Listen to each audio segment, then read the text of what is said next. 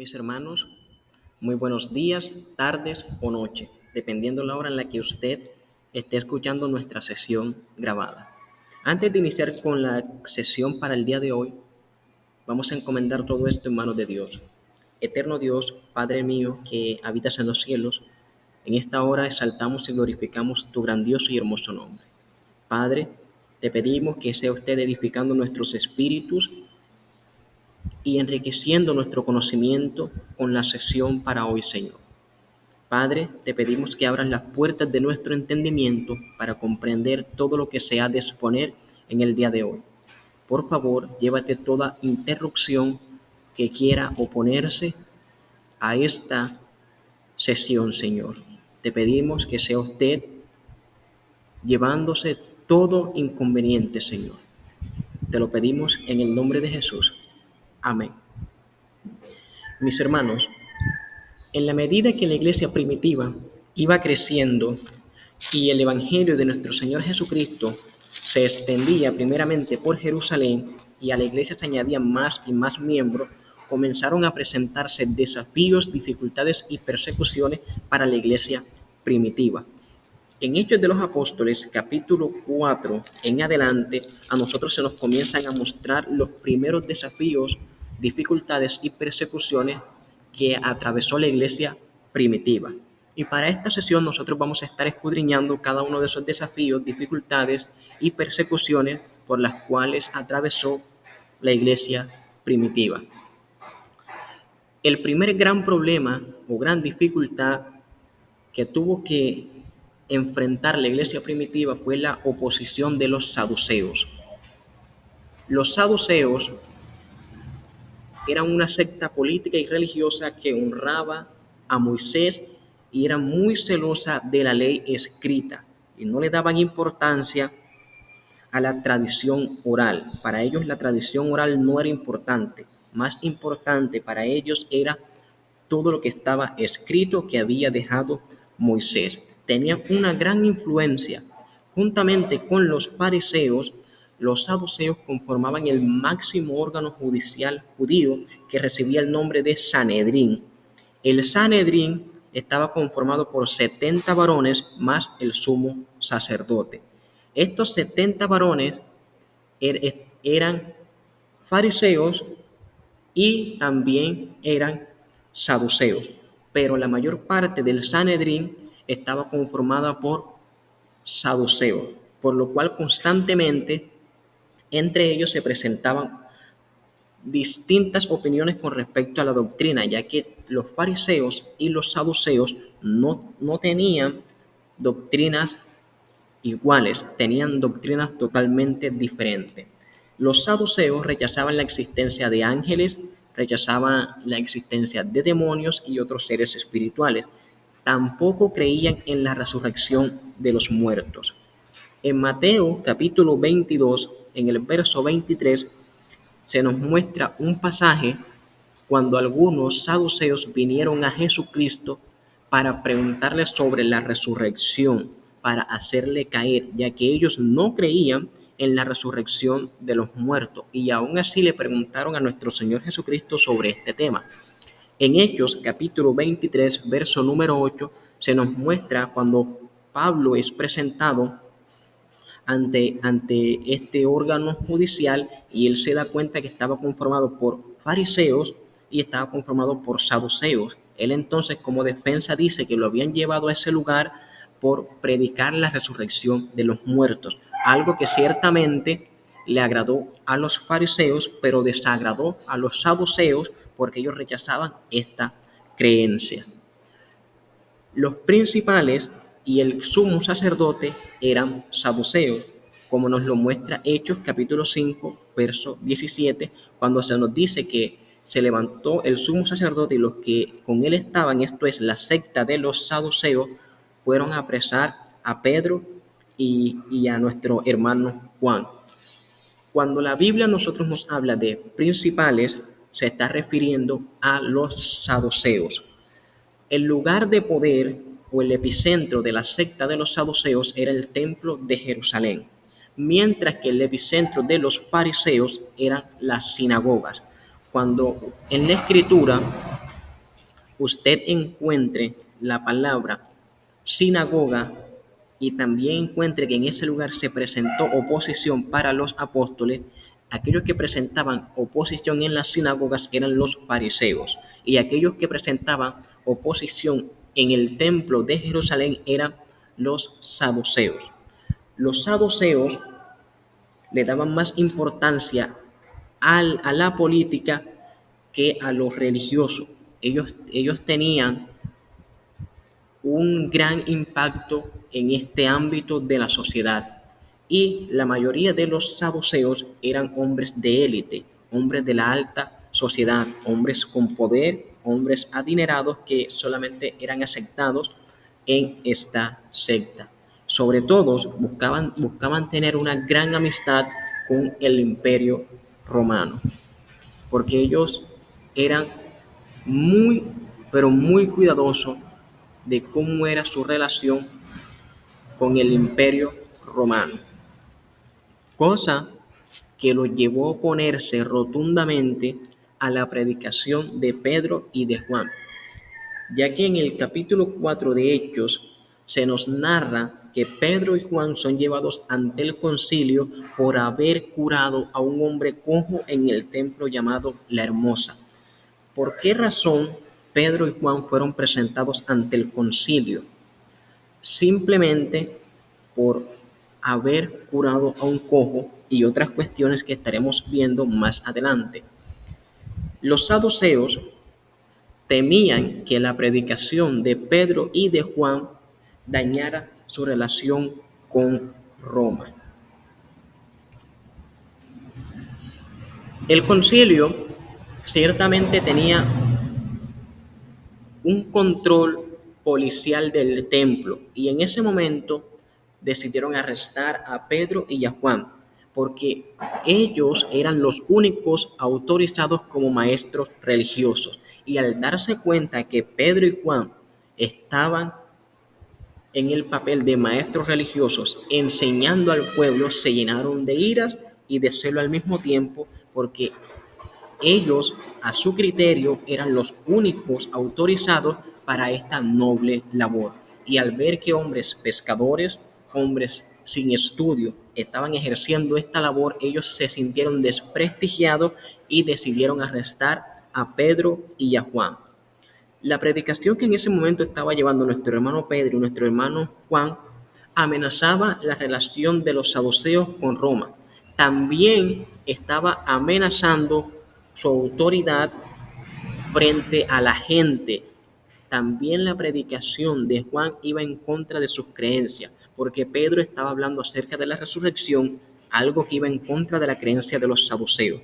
La predicación de Pedro y de Juan estaba reuniendo mucha gente y los saduceos pensaron que al reunirse tanta gente, los romanos podrían tomarlo como una revuelta y podían dañar su relación con ellos, por lo cual decidieron apresar a los autores intelectuales que causaron que esta gente se reuniera para preguntar, para indagar, para interrogarles de por qué estaban haciendo tales cosas. Más que estar preocupados por la enseñanza que Pedro y Juan estaban dando, se preocuparon más por su relación con los romanos. El interrogatorio que comienza en el capítulo 4 comienza cuestionando la autoridad que tenía Pedro y Juan para predicar, ya que ellos no habían sido aceptados como maestros religiosos. Ellos no habían sido aceptados ni como fariseos ni como saduceos. Por ende, entre comillas, no tenían la autoridad para ejercer la enseñanza en dicho templo. Y los saduceos, al sentirse burlados de que hombres sin preparación, hombres sin estudios y, entre comillas, sin conocimiento, estuvieran ejerciendo esta labor, ellos sintieron que su posición estaba siendo desprestigiada y que sus enseñanzas estaban poniendo en ridículo la autoridad que ellos ejercían sobre la gente. Entonces, el interrogatorio para nuestro hermano Pedro y nuestro hermano Juan comienza cuestionándoles su autoridad para enseñar, sobre por qué ellos estaban enseñando si ellos no tenían la autoridad para hacer dicha labor. En el verso 7 del capítulo 4 de Hechos dice, y poniéndole en medio, le preguntaron, ¿con qué potestad o en qué nombre habéis hecho vosotros esto? Una pregunta que a simple vista no parece importante, pero conociendo lo anterior, nosotros podemos revelar claramente que esta pregunta estaba poniendo en duda la posición de Pedro y de Juan como expositores del mensaje de salvación que Cristo había dejado para no solamente los judíos, sino también para el resto del mundo.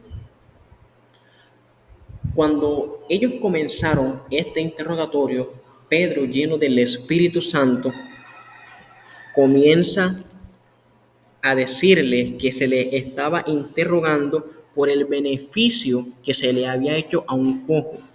Pedro dice, a nosotros se nos está interrogando por haber hecho un milagro, por haber sanado a un hombre cojo. La teología del concilio no les permitía negar que la mano de Dios había curado al cojo.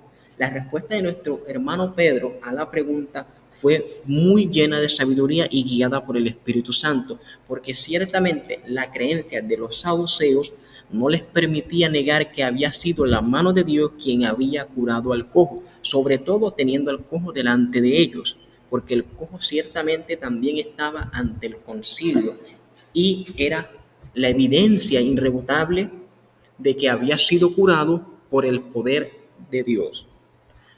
Entonces, la teología que ellos manejaban no les permitía negar este hecho tan impresionante, sobre todo cuando la gente estaba dándole gloria a Dios por lo que había sucedido, por la curación de un hombre que había pasado años en esa situación. Y al verlo, ellos daban gloria a Dios.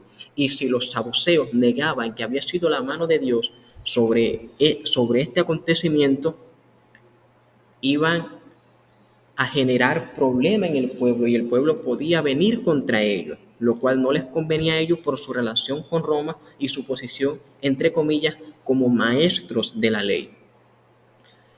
Los discípulos entonces afirman que su experiencia con nuestro Señor Jesucristo era muy superior a la enseñanza de los rabinos nombrados oficialmente.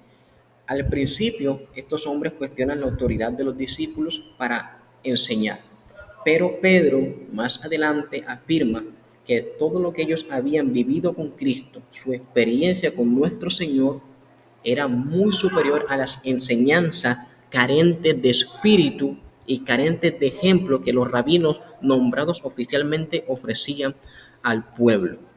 Algo que dejó totalmente impactados y sin palabra a la secta de los saduceos. Ante tales palabras y ante tales enseñanzas y tales respuestas, ellos no podían considerar a Pedro y a Juan como hombres sin entendimiento, no podían considerar a Pedro y a Juan como hombres indoctos, sino más bien como conocedores profundos de la palabra de Dios. Y al no hallar en ellos alguna cosa para meterles en la cárcel, no tuvieron más opción que dejarles ir, porque sus palabras no eran contrarias, sus palabras no estaban poniendo en desprestigio su autoridad como parte de aquellos que estaban encargados de transmitir la ley al pueblo, sino más bien que les estaban dando a entender que la predicación, la enseñanza de la palabra debía ir acompañada de muestras del poder divino.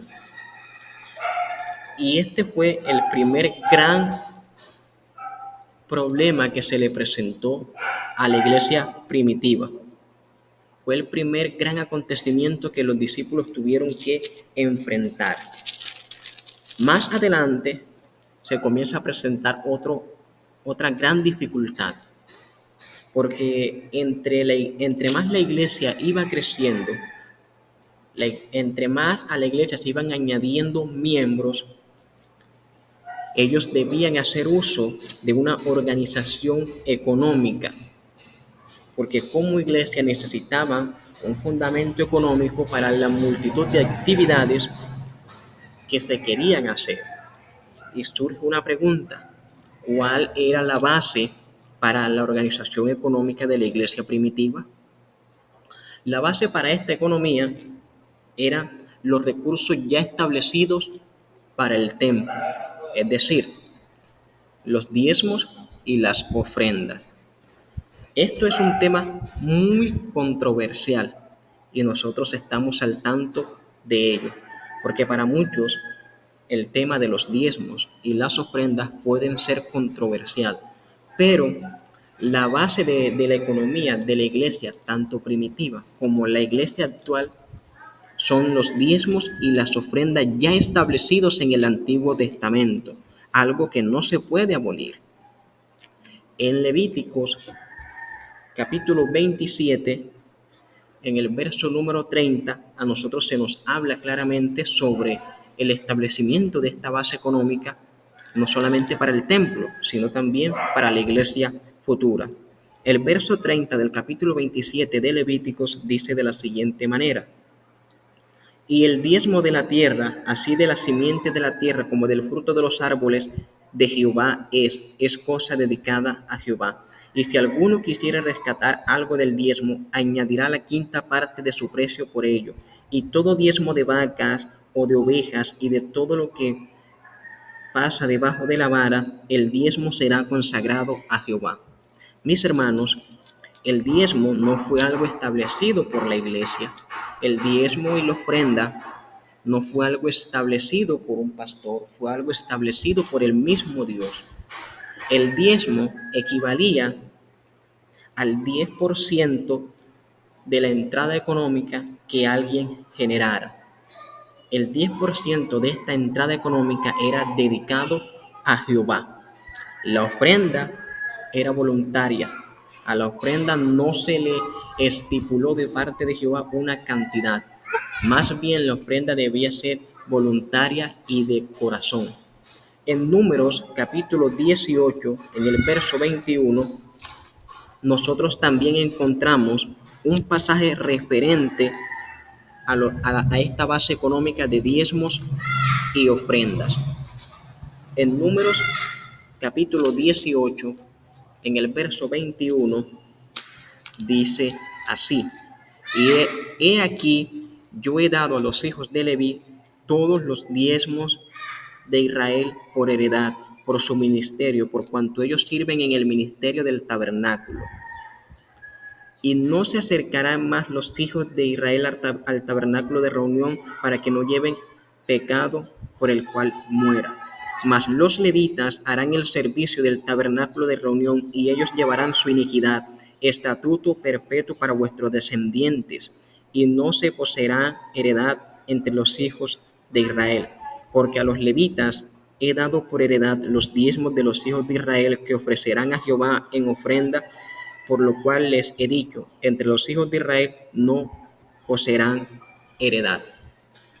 Muchos dirán, pero ese pasaje hace alusión simplemente a la tribu de Leví. Mis hermanos, en este tiempo, aquellos hombres y mujeres dedicados completamente a la obra del Señor, de día y de noche, como lo son los pastores,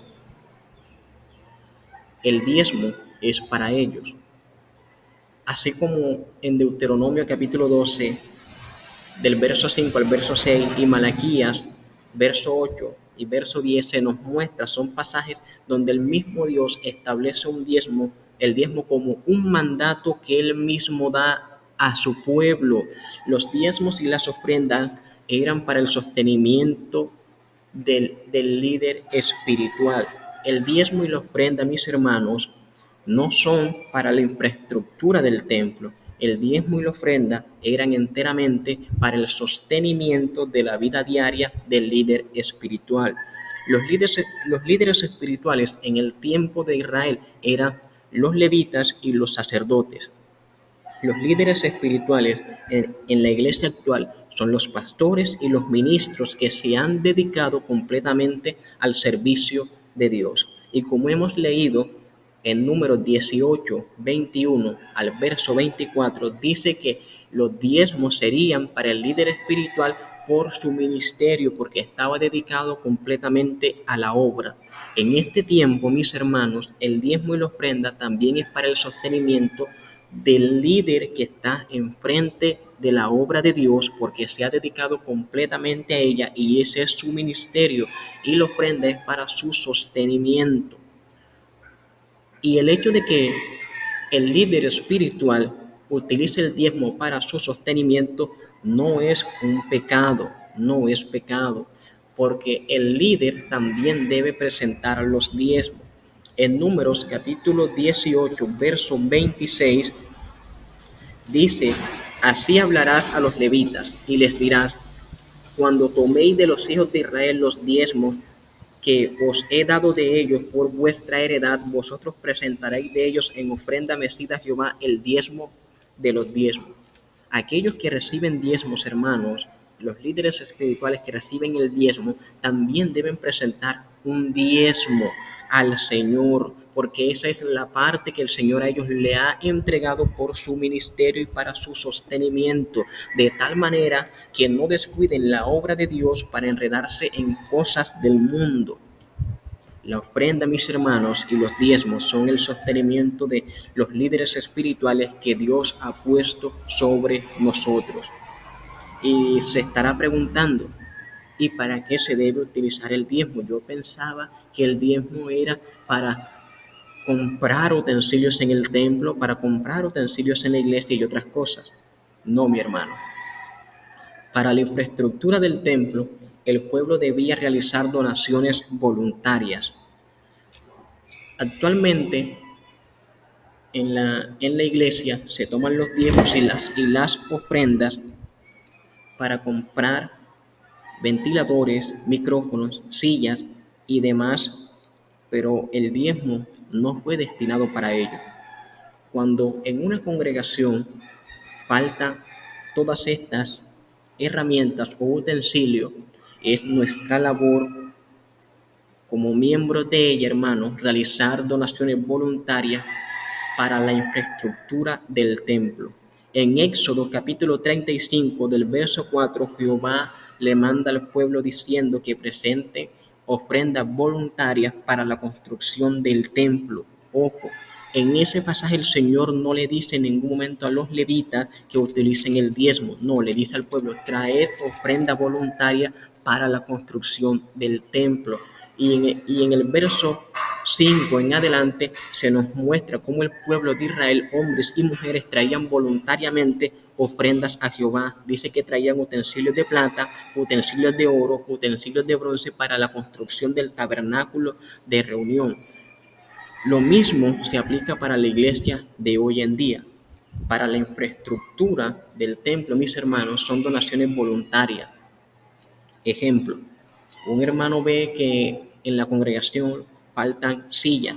Él se acerca al pastor y le dice: pastor, mire, esta ofrenda es para comprar sillas. Esa ofrenda es únicamente destinada para la silla. El pastor no puede disponer de ella para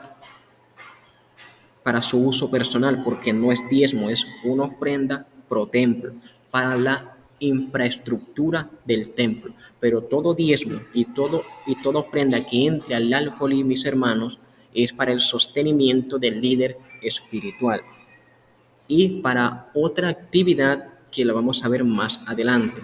Teniendo en cuenta esta base económica manejada en el Antiguo Testamento, Jesús también comienza a establecer la primera organización económica para la iglesia.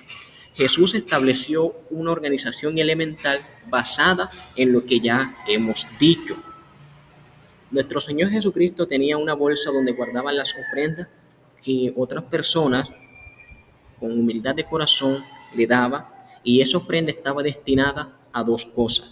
La primera estaba destinada al sustento de Jesús y sus apóstoles, y la segunda para la ayuda de los pobres. Los diezmos y las ofrendas que entran en el alfolí son para el sostenimiento del líder espiritual y su familia, y para la ayuda del necesitado. Para eso está destinado el diezmo y la ofrenda. En el Evangelio de Juan, en el capítulo 12, del verso 28 al 29, se nos dice que Jesús le dice a Judas, lo que vayas a hacer, hazlo pronto, y todos pensaban que él iba a repartir a los pobres porque él tenía la bolsa de las ofrendas. Allí se nos muestra que todo el fondo que manejaba nuestro Señor Jesucristo estaba destinado para el sustento de ellos, porque algunos pensaron que iban a comprar las cosas que faltaban para la celebración de la fiesta y otros pensaban que iba a darle algo a los pobres. Allí se nos muestra los dos objetivos de la ofrenda que entraba a la bolsa de nuestro Señor Jesucristo, para su sostenimiento y de sus apóstoles, y para la ayuda a los pobres.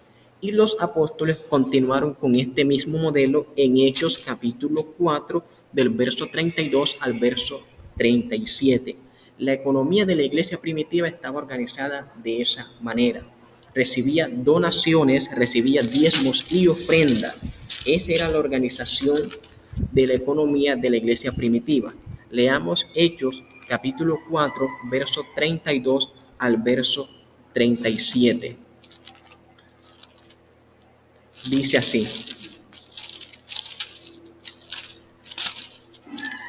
y la multitud de los que había creído era de un corazón y de un alma, y ninguno decía ser suyo propio nada de lo que poseía, sino que tenían todas las cosas en común, y con gran poder los apóstoles daban testimonio de la resurrección del Señor Jesucristo, y abundante gracia era sobre todos ellos. Así que no había entre ellos ningún necesitado, porque todos los que poseían heredades o casas las vendían y traían el precio de lo vendido, es decir, traían su ofrenda, traían su diezmo, y lo ponían a los pies de los apóstoles y repartían a cada uno según su necesidad.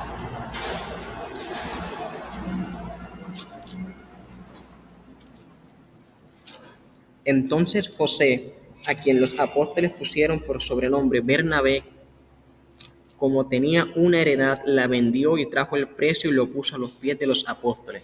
Es decir, mis hermanos, la base económica de la iglesia primitiva eran diezmos, ofrendas y donaciones que los hermanos traían a los pies de los discípulos para el avance de la obra y la ayuda del necesitado.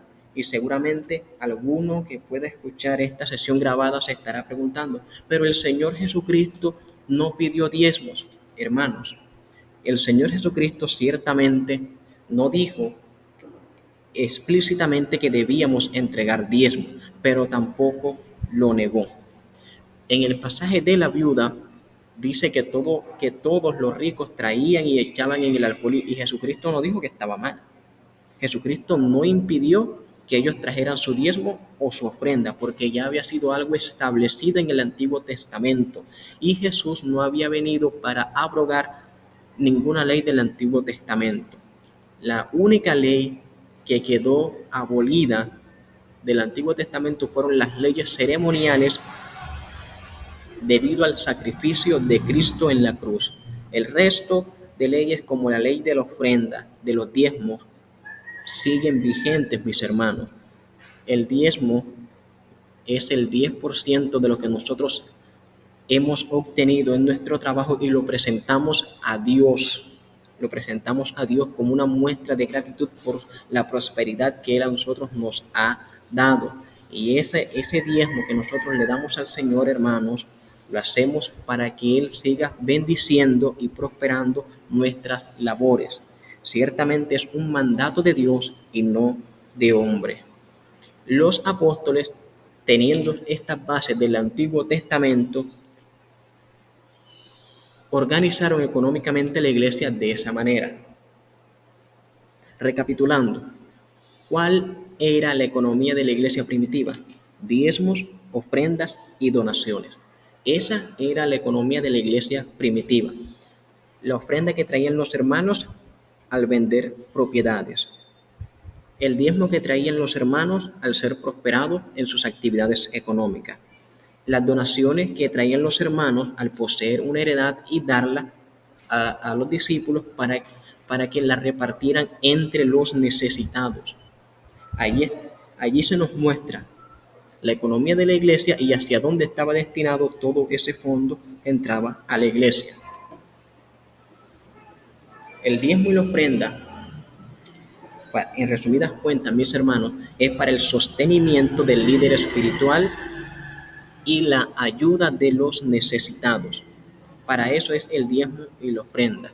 Si hay necesidades en la infraestructura del templo, nosotros con corazón agradecido con Dios al ver la necesidad en el lugar en el cual nosotros nos hemos reunido y movidos por el Señor, presentamos donaciones para la reparación de la estructura física del lugar de reunión o el suplir las necesidades de materiales que hay en el templo de reunión. Esas son donaciones, para eso se utilizan las donaciones, el diezmo y la ofrenda para sostenimiento del líder espiritual, mi hermano, y para la ayuda del necesitado. Esa es la base económica de la iglesia primitiva y es la base económica de la iglesia actual, diezmos, ofrendas y donaciones. Continuemos. En la medida que la iglesia iba creciendo, no solamente se presentaron desafíos económicos, como ya lo vimos, sino que también se presentaron desafíos administrativos. ¿Cuáles eran estos desafíos administrativos que se enfrentaron, al que se enfrentaron los apóstoles? Mis hermanos, la iglesia ciertamente para este momento, en el momento que nosotros comenzamos a leer el capítulo 6, la iglesia había crecido mucho en número. Eran muchos los necesitados, eran muchas las viudas, eran muchos aquellos a los que se debía ayudar. Y no se había establecido una organización administrativa clara, por lo cual la iglesia presentó estos desafíos en organización. La iglesia no solamente cumple un papel espiritual, sino también un papel social en el cual ayuda a la comunidad. La iglesia de Jesucristo no solamente cumple un papel netamente espiritual, sino también social, donde ayuda a la viuda, ayuda a los huérfanos y hace caridades. Esto también hace parte de la vida eclesiástica. Los apóstoles, a falta de una organización administrativa, se enfocaron mucho más en la parte social de la iglesia, lo cual presentó un desafío porque se estaba descuidando la predicación de la palabra. Al ver que no había una organización estructurada, los apóstoles vieron algo muy importante. Y es que los judíos se dividían en dos grandes grupos. Estaban los hebreos, que conservaban todas las tradiciones y se negaban a relacionarse con los extranjeros, y también estaban los greco-judíos o helenistas, que eran tolerantes con los gentiles y aceptaban algunas de sus costumbres. En Hechos, capítulo 6, cuando se nos dice que la viuda de los griegos eran desatendidas, se refiere al segundo grupo, de los greco-judíos o de los helenistas, que eran aquellos judíos que eran tolerantes con los gentiles y aceptaban algunas de sus costumbres. Los apóstoles se identificaban más con el primer grupo, aunque no eran tan cerrados y radicales como ellos. Las viudas que eran desatendidas pertenecían al grupo de los helenistas o los greco-judíos. Y los judíos, al estar más cercanos a las viudas hebreas, ciertamente puede que le dieran más importancia a satisfacer las necesidades de sus viudas que a las viudas de los grecorromanos, lo que comenzó a presentar un inconveniente entre los hermanos, por lo cual se acercaron los judíos helenistas y le dijeron a los apóstoles que sus viudas eran desatendidas, y es cuando se comienza a establecer la primera organización administrativa de la iglesia primitiva, que se conoció como los diáconos, el diaconado. Para escoger al diácono, los discípulos establecieron ciertos requisitos. Pero hay algo muy importante con respecto a esto, y es que los diáconos no se iban a encargar de la parte espiritual de la iglesia, sino más bien de la parte social de la iglesia, porque la labor de estos hombres que iban a ser escogidos era atender a las viudas, es decir, encargarse de la parte social de la iglesia, mientras que los discípulos se encargaban de la parte espiritual de la iglesia. La organización administrativa, mis hermanos, de la iglesia primitiva llegó a tal punto que unos se encargaban de la parte espiritual de la iglesia y otros se encargaban de la parte social de la iglesia. Una buena estructura administrativa en las iglesias abarca esos dos grandes sectores, lo espiritual y lo social, para no descuidar ni el uno ni el otro. Unos se encargan de lo espiritual y otros se encargan de lo social, porque la iglesia debe cumplir con esos dos papeles, un papel espiritual y un papel social. Entonces, los apóstoles establecieron ciertos requisitos que debían tener esos varones. Los varones escogidos no fueron nombrados por los apóstoles, fueron escogidos por la misma comunidad de cristianos. Es algo muy importante, porque si hubiesen sido escogidos por los apóstoles, puede que se hubiese presentado inconformidad, pero los apóstoles dieron los requisitos y los mismos hermanos lo escogieron. ¿Cuáles fueron esos requisitos presentados en el capítulo 6 del libro de Hechos? Vamos a leerlo. Verso número 3 del capítulo 6 de Hechos dice: buscad pues, hermanos, de entre vosotros a 7 varones de buen testimonio. Primer requisito, de buen testimonio, llenos del Espíritu Santo. Segundo requisito, y de sabiduría. Tercer requisito. ¿Y cuál era la labor que iban a desempeñar esos 7 varones? A quienes encarguemos del trabajo social, a quienes encarguemos del servicio a las mesas, mientras que los apóstoles iban a persistir en la oración y el ministerio de la palabra. Y lo mejor es que los discípulos, al hacer esta propuesta, esto agradó a toda la multitud, ninguno se sintió inconforme, y la multitud comenzó a buscar a varones que cumplieran con esas características. ¿Y a quiénes escogieron? Escogieron a Esteban, a Felipe, a Prócoro, a Nicanor, a Timón, a Pármenas y a Nicolás, a los cuales presentaron delante de los apóstoles, quienes orando les impusieron las manos. Y crecía la palabra del Señor, y el número de los discípulos se multiplicaba grandemente en Jerusalén. También muchos de los sacerdotes obedecían a la fe. Cuando hay, hermanos, una organización administrativa en la iglesia definida, la iglesia crece. ¿Por qué muchas congregaciones no crecen? Por la falta de una organización administrativa.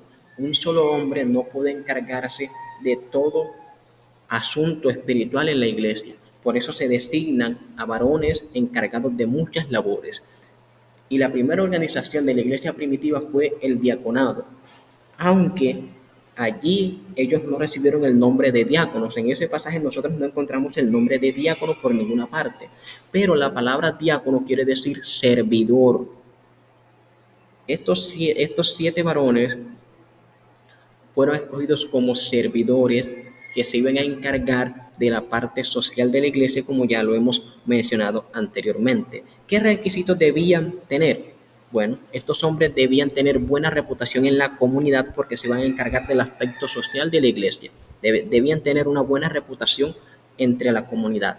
Debían ser llenos del Espíritu Santo para ser guiados en esa labor, y debían tener sabiduría práctica para desempeñar de manera adecuada la labor social de la iglesia, porque un hombre sin sabiduría práctica en la labor del servicio social en la iglesia, mis hermanos, no es eficaz en esa parte. Y de esta manera estaba organizada la iglesia primitiva a nivel estructural. Mis hermanos, eso ha sido todo por esta sesión. Esto ha sido un resumen de nuestras clases en medio de la asamblea que hemos establecido para impartir este conocimiento. Espero que haya sido de bendición para todos ustedes. Oremos a nuestro Señor para finalizar con esta sesión. Gracias te damos, Señor, por permitirnos tener esta maravillosa oportunidad de aprender cosas nuevas en ti. Señor, te damos gracias porque usted ha sido bueno, ha sido maravilloso. Gracias porque nos has enseñado cosas que nosotros no sabíamos, Señor. Por favor, ayúdanos a recordar lo que hoy hemos visto. Gracias te damos, Padre, gracias te damos, Hijo, y gracias te damos, Espíritu Santo de Dios. Mis hermanos, el Señor les bendiga y les siga prosperando en su camino.